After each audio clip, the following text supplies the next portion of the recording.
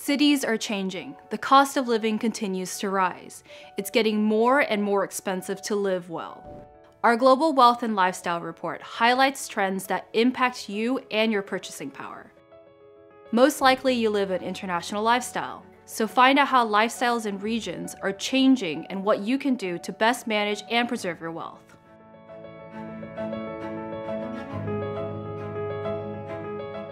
Since 2014, Julius Baer's Asia Lifestyle Index has tracked the cost of living for wealthy individuals in the world's fastest growing region, Asia. Now, for the second year running, we've compiled a global edition which looks at high-end lifestyle trends across 25 major cities. The collapse of global tourism in 2020 impacted this year's index. In Asia, Bangkok and Singapore both slipped down the rankings, while the dearth of travelers also hit many European cities. Asia Pacific remains the priciest region to live, given the region's swift recovery from the global health crisis, its currency stability, and price resilience for the index items. The Americas are now the most affordable region, with 2 of the 3 least expensive cities in our index, Mexico City and Vancouver, due to a weakening of local currencies.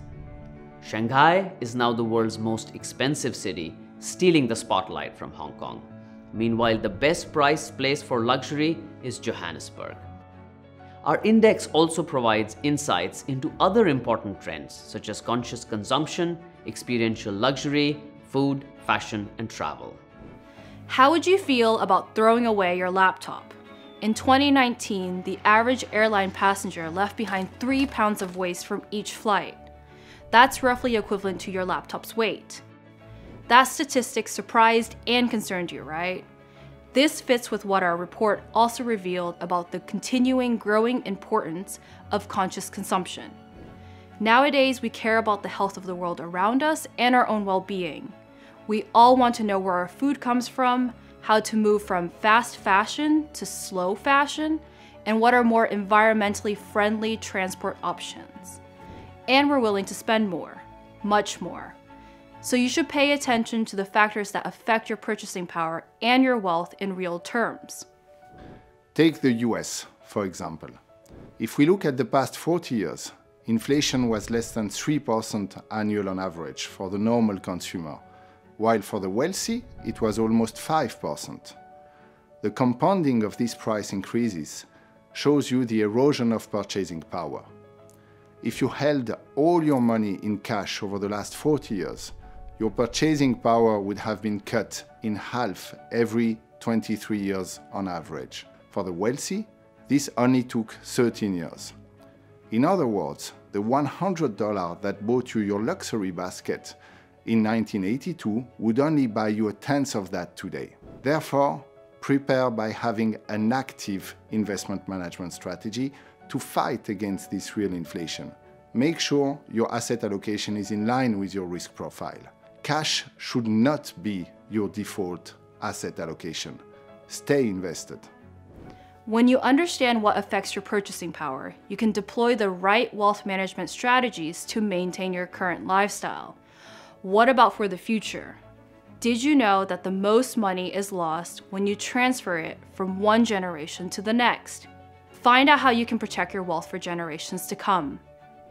Nowadays, families are international, with business interests in multiple countries, loved ones scattered worldwide, and often with very complex family constellations. There are 3 strategies to preserve your wealth over generations. Firstly, structure your wealth well. Have an overview of all the assets, cash portfolios with the banks, incentive plans, real estate, participations in businesses, as well as art and other collectibles. And not only those owned by the principal of the family, but also by the spouse. Be clear on who actually owns the assets and who can exercise powers over them, and who and how fast somebody can take over in case of an emergency. Secondly, align the family. If the family stays together, so will wealth. Encourage an open dialogue, have the difficult discussions.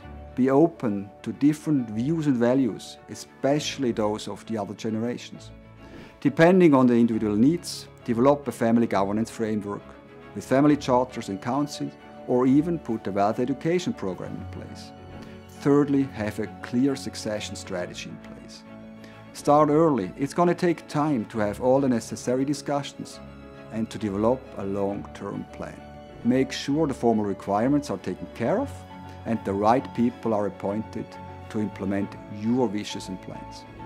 To get all these in place, you might want to share views with other families and their experiences, or discuss it with an advisor in these fields. Our Global Wealth and Lifestyle Report is a great resource to pinpoint the changes that will impact your wealth today. Pay attention to what's happening in your city or your region. Protect your wealth and your lifestyle. Visit our website and download the report.